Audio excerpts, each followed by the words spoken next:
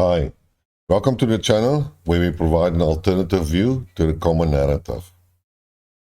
Today I'm going to discuss the current situation in Ukraine, the Western NATO plans or the narrative that goes on there, and the Russian side. So if you are interested, please continue watching.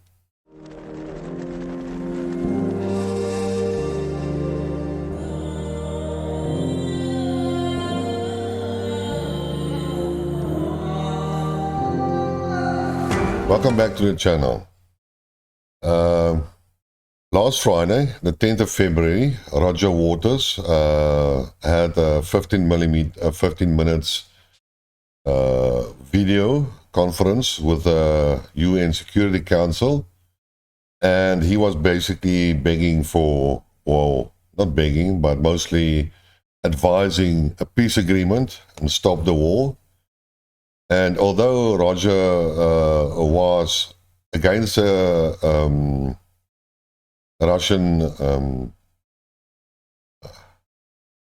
how you call it, war, he was invited by the Russians to come and speak to the UN Security Council. And actually, it was a good speech, soppy speech. He basically said that 4 billion people are wanting to peace. That's about 50% of the population. Naturally, I can't agree with that. I think it's more like 99% of the people want peace. Nobody really wants to have war, and nobody really wants to have die for unnecessary purposes. And basically, we all want to survive and live our life to the best of our abilities. And actually, as the video progressed, you could see the representative of Ukraine was playing around on his cell phone. And he probably didn't really listen to what Roger has to say.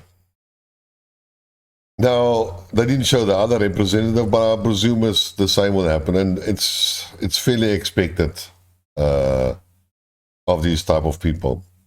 They are there only to represent their countries. They don't have that much influence on the foreign policies of any country. And therefore, they are just there to follow instructions from the individual presidents.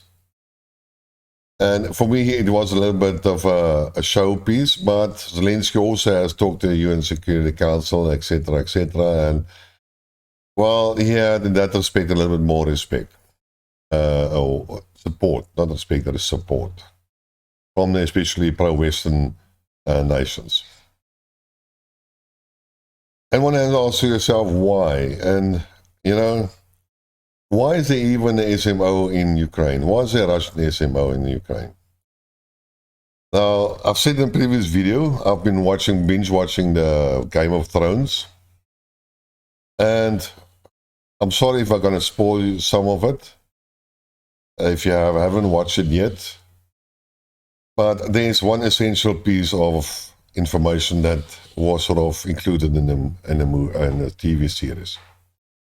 If you don't know the Game of Thrones, just a little bit of an introduction. There's basically a country where there are 7 lords and a single kingdom. And to the north of this kingdom, there's a huge ice wall built by the humans. And on this, on the other side of this ice wall, there is a frozen landscape. And in this frozen landscape, there are other people that stay there, and they are called wildlings. And on the wall, to protect the wall and the kingdom, there is the Night Watch, which are basically consist out of, call it bandits and criminals and stuff like that, that were given another chance to redeem themselves. And they basically have now supposed to take a vow, and in this vow they are there to protect the kingdom from the wildlings for the rest of their lives. Basically, that's the background. And then one of the main characters, Jon Snow, finally decided no, the wildlings were pulling up onto the wall, and they wanted to basically penetrate the wall and then invade the kingdom. And the Night Watch, which was totally outnumbered, had to basically defend itself. And after a huge battle, naturally, the wildlings lost a lot of men and so on. But John decided that he's going to talk to their leader and then convince him he will allow them to stop the war, to stop the bloodshed, and allow the wildlings into the northern part of the kingdom where they can resettle. So this whole conflict should be ended, can be ended. Well, a number of these night watchmen didn't agree with him, and they were furious with him because he basically allowed wildlings to come through the wall, and they killed him for that. And the main argument that they had, and this is the most important part, we have been fighting the wildlings for centuries, and we're not going to stop now. So the principle here is basically that says that because they have been fighting the wildlings for all these centuries, they cannot make peace. They cannot allow that they are not fighting against the wildlings. It's just they can't stop the war. And here comes one man and he decided that's it.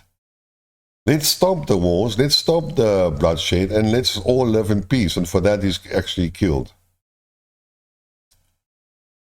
Now, if you look at North Korea and South Korea, you have the same basically scenario. I wonder even if the South Koreans really know why they are fighting the North Koreans anymore. There's basically no reason for that. And all that is required is for one South Korean president to decide that's it.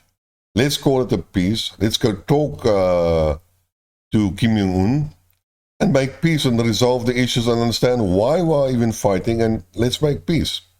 But naturally, it's not allowed because South Korea is not really a sovereign country, although it is projected as that. The US military has a huge basic camp in South Korea, and actually the military commanders of the government of South Korea are subject to the command of the American commanders. So the South Korean commanders, military commanders, don't even have control over their own military and defense. They are dependent on the Americans.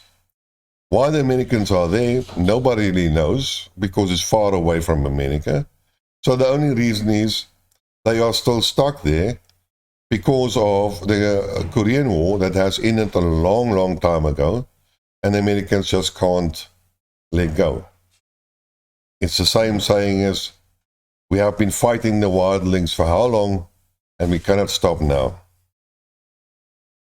Now, coming back to the Russian SMO, the same principle really applies here. The Americans have always fought the communists, or Russia per se, even the Western. Well, let's start with the Western countries, Europe, because they have been fighting several wars against Russia, and unfortunately never won. But there were some battles even before the First World War. But they have constantly fought against the Russians. And then at the end of the First World War, we had the start of the Soviet Union, which was communist orientated. And that was in contrast to the democratic principles in the West, especially America, who became a significant powerful at that stage. And they saw the Soviet Union as a threat. This even progressed until we had the Second World War. And in the Second World War, although the West and the Soviet Unions worked together against Germany, before the Second World War was really concluded, the Americans were already fighting the Soviet Union again. Well, with the fall of the Soviet Union, 9/11 happened, and the West or America started to focus on anti-terrorism operation, and that's identified as a new threat. But everybody knew it was only a temporary issue. It was mainly to keep the military-industrial complex going, and for the Americans to abuse their NATO membership to gain a certain control over their hegemony and their so-called slave colonies, financial slave colonies, and try to restore basically order. And that's why we had Afghanistan and Iraq and Libya and Syria and so on and so forth. The point here is, with the fall of the Soviet Union, people couldn't understand or couldn't grasp the concept that the countries that came out of the Soviet Union are not the Soviet Union anymore. Communism, basically, as an ideology, has failed in many aspects, and Russia has emerged, and Russia is definitely not the Soviet Union. It's a democratic society, and Russia basically continues as a type of country as it was before 1917, before the communists took over and the Soviet Union was established. But some of these Americans, they just can't let go, Europeans. It's like we have fought the wild things for centuries and we cannot make peace. And that is basically why we have this narrative of this anti-Russian narrative, and it's supposed to have a fear of Russia and of Putin. And Putin is an autocrat and a dictator, and he abuses people, and all these types of accusations that are very, very similar to the Soviet Union communist era. But it's not the same. But in any case, so I believe that is one of the main reasons why we still have a military conflict in Ukraine. Now, all in all, it doesn't matter how you really look at it. We are now in a situation where Russia has started the SMO, entered Ukraine, and basically took over the Donbass, protected that, and took over Zaporizhzhia and the Kherson area.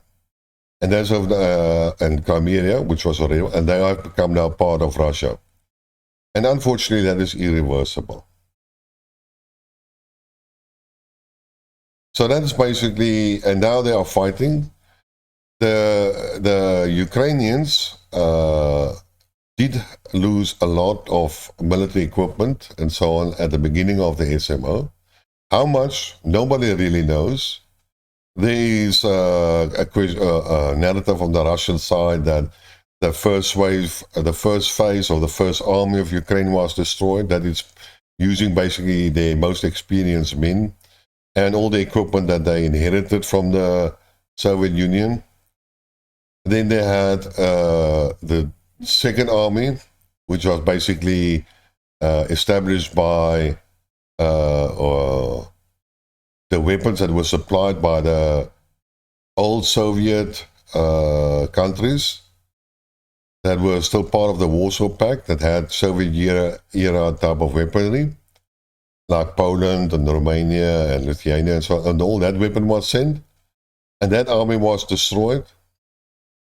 And now we have the third army, that is now basically the army that's just being equipped with Western weapons, the old Western weapons, like it, how do you call it, say, Leopard 1, which hasn't arrived yet, but let's call it like that. All the old stock that nobody in the West was using, and that is basically being blown apart. And now we have the fourth phase, or the fourth army being created, with Western new weapons. That is now supposed to be the Leopard 2 tanks, and maybe F-16 fighters, and the modern air defense systems, and Bradley fighting vehicles, and etc., and etc., etc. Well, that is how the theory goes. But the question is really, is it like that? Because I've many times mentioned the Russian Defense Ministry's daily reports, and they report the daily destructions of equipment, and every day they basically, second day they shoot down another MiG, and according to the numbers, it's more than double now on what the Ukrainians originally had and what they have been given. So they are also lying in terms of the casualties or the destruction of military. And if the Ukrainians are still defending their positions with a tank, and if the Russians are still destroying that tank, then surely the Ukrainians still have more tanks. And these are not Western nation tanks. These are Soviet-era tanks, a T-72 or T-55 that was mentioned, or T-90 that some of the Ukrainian army have. So I'm not totally confident or support this idea that the Ukrainian army has been decimated. Now there's also a question that the Ukrainians are running out of manpower and soldiers, and they're basically scraping the bottom of the barrel, and they are enlisting people from the streets and stuff like that. Well, if it is even true, then basically it's nothing what happened when the Russians had the call-up action, the ones where they enlisted 300,000 soldiers as reserves.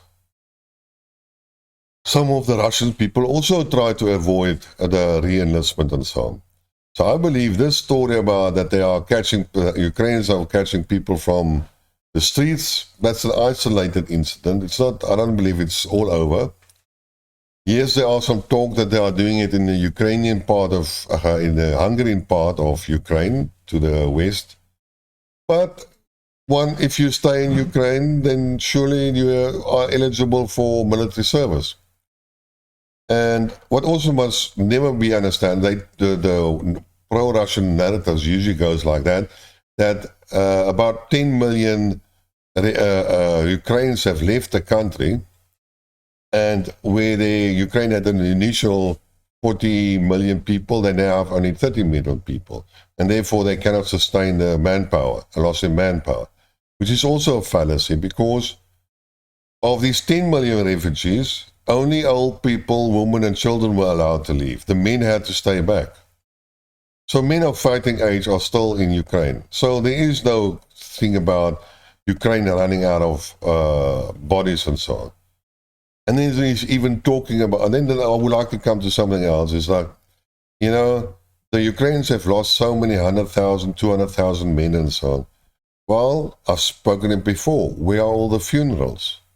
Surely would have noticed that. Surely that has been published. But the numbers just doesn't show up. And then we have the rumor that, you know, a new untrained conscript has about a lifespan of 4.5 hours on the Bakhmut front. Well, one has to ask you a question. I would like to know how that happens. If you look at the Ukrainian soldiers, they all have flak jackets. And a flak jacket is here supposed to protect you against your vital organs. So basically what you can do is you can be injured in your head, yeah, but you have a helmet. So it's between your top of your head and the shoulders. That's where you basically can be injured. And then you have your arms that can be injured, and then you have your legs that can be injured. And maybe your bladder type, that level, that flat jacket doesn't go to the right or the bottom. It stops there where your stomach stops. So those are the areas you can actually be killed. Now, if you have all, then why are there so many casualties? Supposedly be casual, because it's not that easy to kill you. Because if it was easy to kill you, then why the hell are you even wearing flak jackets? And sometimes you see the footage of the UIVs. Then some of the soldiers are in a trench. Then they are bombarded by artillery mortars or whatever. You don't really know. Well, yes, you know. Because a 152 is a lot bigger explosion than a 120 millimeter mortar and stuff like that, or 80 millimeter mortar. But then you see the Ukrainian soldiers, which I believe were Ukrainian soldiers. Then they lie there. And in your way, and if you look carefully, then it looks like they're all dead. And that's probably how the casualties are counted. But if you look long enough and the UIV stays long enough over that area, then you start seeing the guys are moving. So the soldiers have probably learned that UIVs on top, bombs fall, you lie still, you pretend you be dead, and once the UIV has left, you stand up and you move away. Because how can you really be killed? Remember, you have a flak jacket, which protects your vital organs. And that is usually what happens.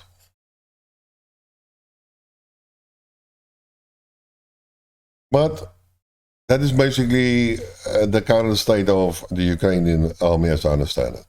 Then we have the influx now of German Leopard tanks. And Olaf Scholz was lekker duped into making that commitment, because I see the French have now withdrawn their tanks. They're not going to deliver it anymore. And the Americans basically have said, no, yeah, we will send tanks, but only next year. And apparently why they are sending only next year is because these tanks are not the export versions, are the export versions, which has weaker armor and less technology. They can't send the existing tanks because they are not export specification. And they are afraid that some of these tanks might actually enter the hands of the Russians. So, Panzer tanks and Leopards are coming, but okay, some, Challenger tanks from Britain, but that's about it.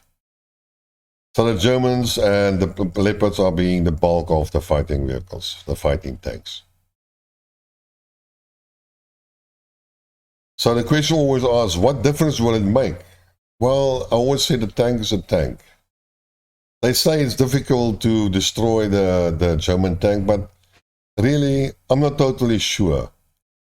So are some of the Russian tanks. They are not, they have armor, which is fairly thick, but modern shape-charged anti-tank weapons can penetrate easily the depth of any armor of a tank. And then you have reactive armor, explosives that towards it, but therefore in order to counter that, they have a double shaped charge anti-tank weapon. So it still can penetrate that. So the thickness of the armor is a little bit of a problem. It has reached the limit of its capability. Either you make the tank then too heavy, but given the thickness of the shape charge, and I've seen it actually. I've worked at the armament factory. I saw the effect of shape charges, but what they usually do is they have a stack of armor plating, like say a meter long. They put the rocket on top of that, and then it's a static firing, and in the shape charge you can see the dead. And they can go up to 800, 900 millimeters. And there is no tank in the world that has 900 millimeters of armor. So shape charges can penetrate. Without reactive armor, a shape charge can enter a tank and destroy it. And neither the Leopard has that thickness either. And then what you then have is you have kinetic energies. And in the kinetic energy, it's not dependent on just penetrating per se the armor of thickness, but to have such much kinetic energy that you actually, to momentum, you can destroy the tank. You can penetrate the steel if it's like uranium, depleted uranium, or you can basically rip the turret off of the body. So that's another means you can destroy a tank. Then you have the javelin that's supposed to be attacking a tank, and then just before the tank it goes up, and then it comes down and hits the tank from the top where armor is very little, no reactive armor, and it can penetrate the tank. And I'm not so sure if that is a very efficient way of doing it, because I'm thinking about sensors. How is that javelin going to determine where's the tank and where's the top and stuff like that? But let's say the javelin is effective in that respect. And what then do you have? And then you have also active defense systems. Now, the active defense systems were started, I believe, with the T-72. They had like not a radar, infrared, but you could see them with their red eyes. They had two red lights. Those were the sensors to pick up any missile being shot at them, and then they would react, and then will send some countermeasurements in terms of like putting a wall of lead before that missile, and then the missile flies against it and then explodes. It never reaches a tank. It was like similar to an air defense system. But the tank had their own. The most advanced one is currently built by the Israelis. But the Russians also do have that. So probably, I don't know if the Leopard tank has that, but again, you can destroy it. And then also, you have the 152 artillery shells that can lay mines. So if the tanks will come over a huge open field, then you can shoot the 152 in front of them and lay a lot of anti-armor mines and blow up the tank's tracks and stuff like that. So, you know, a tank is a tank. It's not invulnerable. But in any case, the point here is that the Germans are now going to live it, and also the other partners that have the German tanks. And it's going to be very soon. And then what you have on the other side is that you have the Russians and the Ukrainians. I actually forgot something, you see? I forgot something to put it into the line. When the SMO started, the Russians came and did a lot of missile attacks and stuff like that, and that's where supposed to be most of the existing Ukrainian military equipment was destroyed. I don't know if that happened. There was no real evidence. It's all talk, but none of them are, in my opinion, totally credible.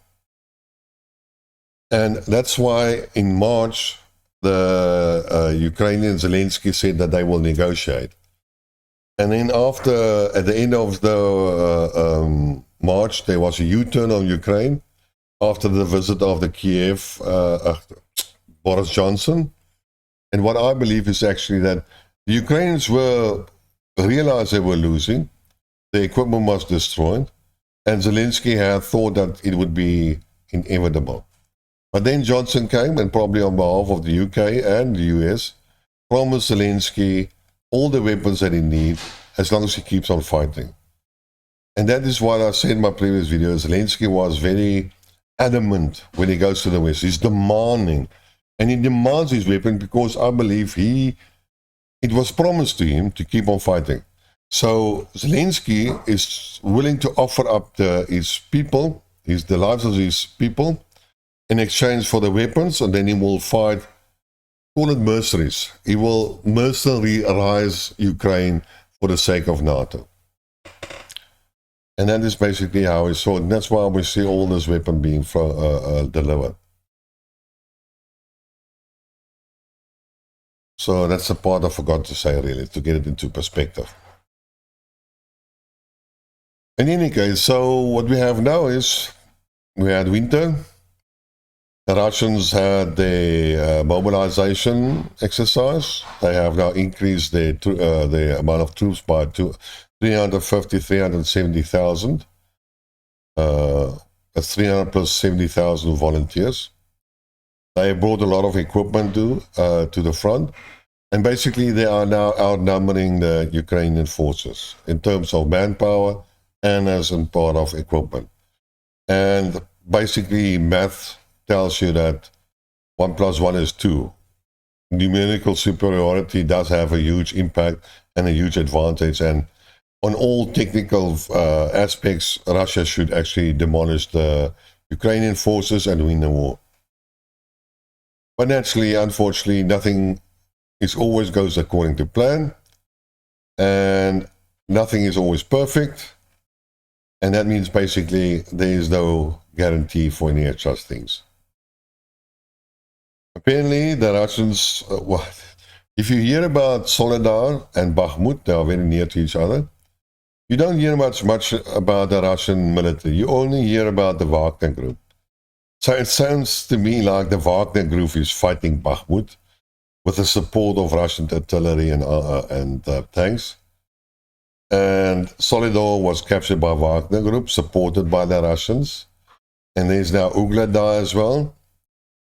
And these are supposed to be very important strategic points for Ukrainian army, and the Ukrainian force command is sending multiple companies or battalions into the fight in Bakhmut to keep it or defend it, because in contrast to what they have said a couple of months back when they said, but Bakhmut has no military or strategic value, but now Ukraine is supposedly wasting its manpower and equipment in that area. Again, something which I cannot understand. How, if it's true, then the Ukrainian commanders must be very stupid. All I would have done is I would have put up defensive positions if I was Ukraine, let the Russians come, as the Russians have done with Ukrainians, bring him to the fire range, artillery, make life difficult for the Russians. In the meantime, well, they say Bakhmut is the last defense line. No, gaining time and building up new defenses at a new location a little bit to the west of Bakhmut. Surely there are places where you can do that. But nobody talks that the Ukrainian army is building new fortified positions further to the west of Bakhmut. Things I don't understand. Nobody reports about this, but surely this must be happening. Surely, because if it doesn't happen, then, well, the outcome of this war is fairly predictable then. You want to be dumb, then please be dumb. But the Russians are slowly advancing. I don't know, maybe 5 kilometers, 3 kilometers a day. Why? I'm not. Well, they want to have strategic points, positions. They want to have testing the forces of the Ukrainians. They are killing a couple of Ukrainians, but they're also losing men. Don't tell me the Russians are not losing men and equipment. That's statistically not possible. But now we have something else being developed, the narrative. The narrative is being said that in the West, from the media, and we all agree that the Western media is unreliable and full of propaganda, and it is controlled by the American people that are in control, that are managing the media. So I'm not totally sure how you can sometimes selectively take information from the Western media and then state it as facts, especially if they say one thing and 5 minutes later they say the opposite of things, but then you grab only that thing that fits your narrative. And the narrative is basically that says that the West is running out of ammunition, and the West is, America is not going to give Ukraine a blank check anymore, and they're not going to support it. Their support is finite, and basically that's it. But then 5 minutes later they say they will give Ukraine whatever it needs until it has resolved its issue.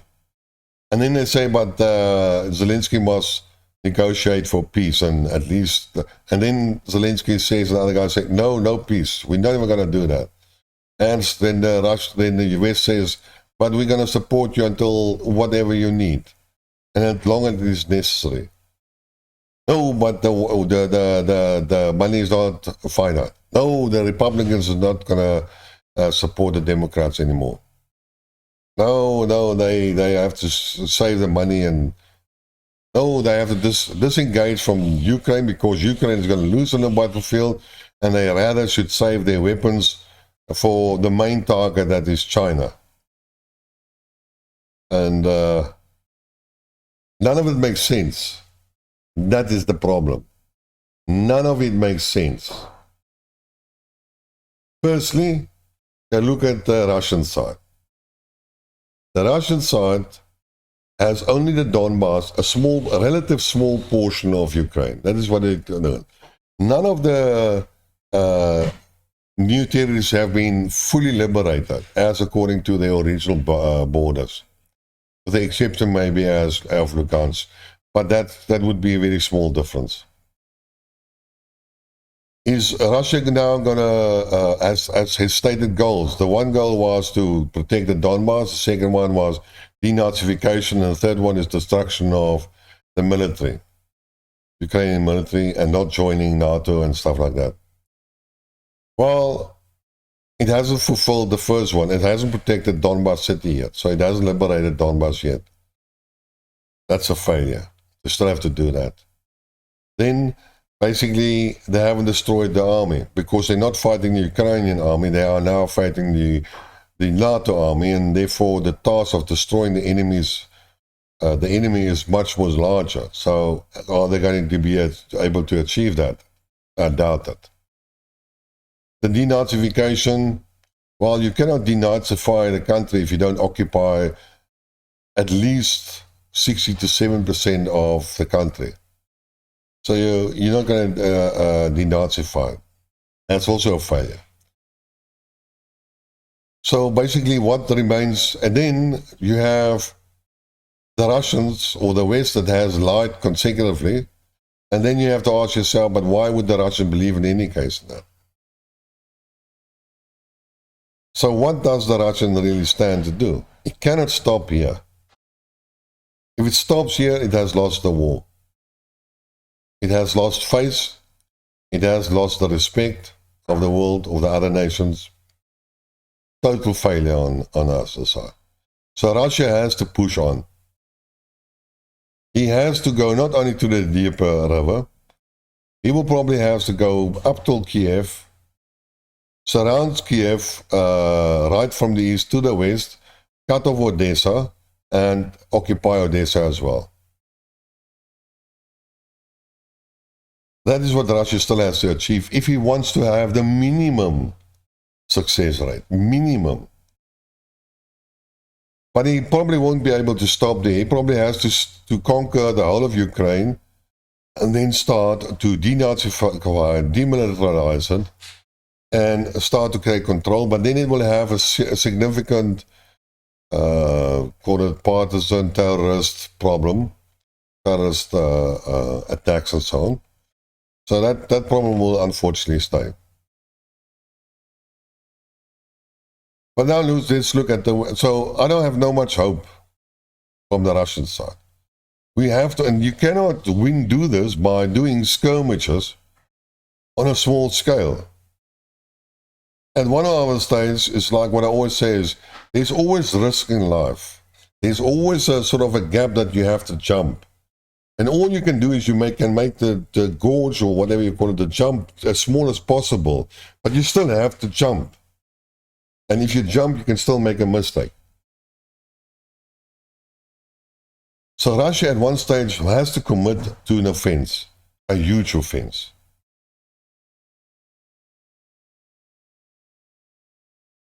Now, there's a lot of speculation about that, but I'm not going to speculate about when.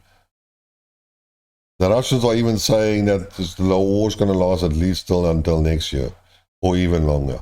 And if you look at the history of Syria, that's probably longer. But now we look at the Western side. So apparently, according to the narrative, the Western side must now go and they want a peace deal. They don't want to fight anymore. They don't want to support Ukraine anymore. Time is not on their side. Long war, which America usually initially wanted, that's now off the cards, according to the Rand report, and it's going to be detrimental to that. And again, I can't agree with that. So America is going to withdraw from Ukraine, therefore not delivering on its promises, thereby abandoning his so-called friend, his partner. And if he does this, and he wants to now focus on his main rivalry, China, then surely Taiwan, Japan, and South Korea are going to see what's happening, that America abandoned Ukraine, and then they will not support America against China. That would be a dream, unless these people are totally idiots or slaves of America itself. So it doesn't matter how you want to face it. The only thing is you can do, America, is they can leave it up now to the European countries to keep on supporting Ukraine while America is focusing on China. So the Germans, again, are going to be blamed for the Third World War in Europe. And they didn't start that, or they didn't want to do it.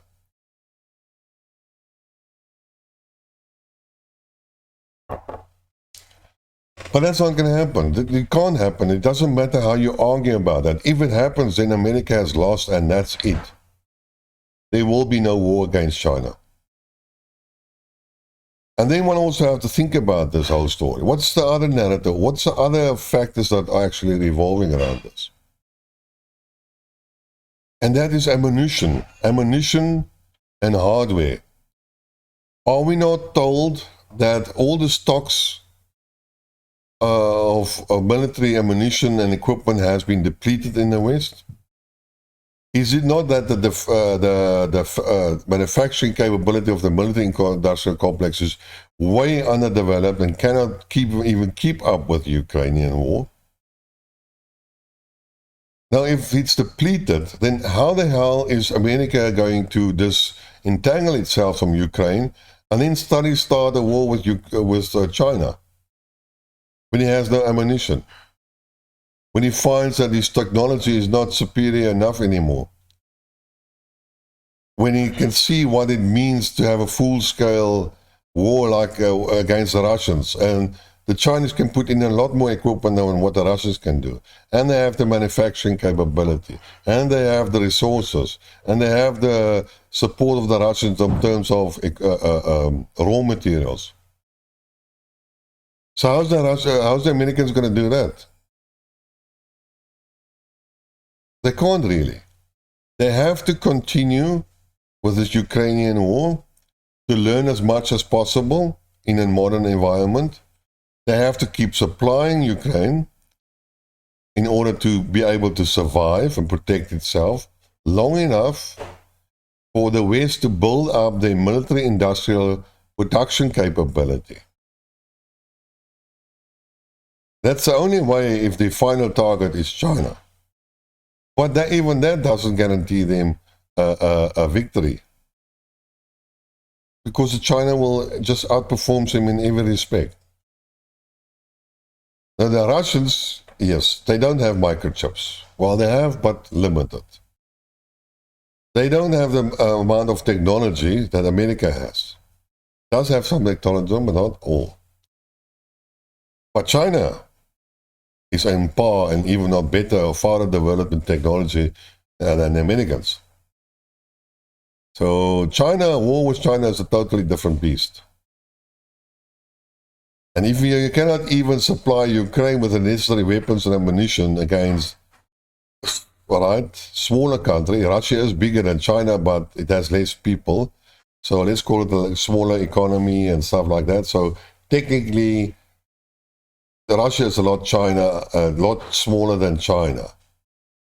So if America cannot even support a limited war against a smaller opponent, and you see all your errors, then how do you think you're going to be successful in attacking a larger one? So, sorry. NATO cannot withdraw from Ukraine. And I mean, how much money has been spent? Say $150 billion to Ukraine. That's nothing. That's not a lot of money. Compared against all the money spent against Afghanistan, $3 trillion.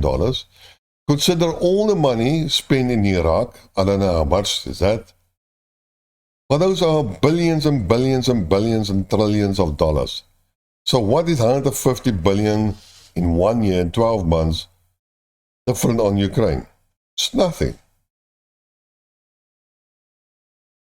Yes, there are other factors, economic factors, inflation, the stability of the American economy, which is at this stage a farce in any case. And they are lying through their teeth. Is that the right word? Yeah.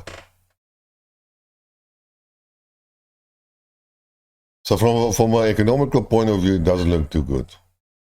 But if people are dumb enough and they still trust the dollar, then the rest of the world still will supply America with whatever they need and take their dollar. But even if they even if they withdraw from Ukraine, then this whole establishment of a multipolarity world by the Russians and China is not going to stop. It's going to continue. So whichever which way you look at it,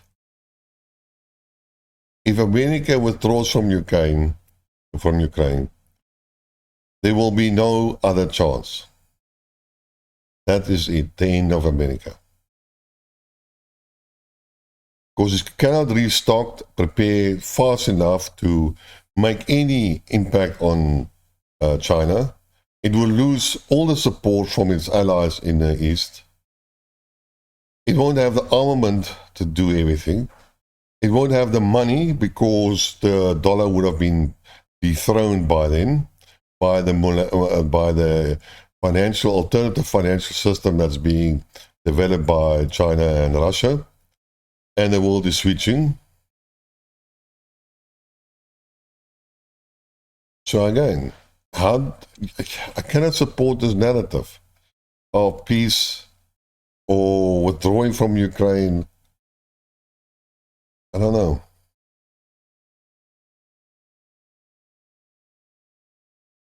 In any case, that's my story for today. If you like what you heard and you haven't subscribed, subscribe to the channel, press the like button, activate the notification bell, tell your friends, leave a comment. And until next time, cheers.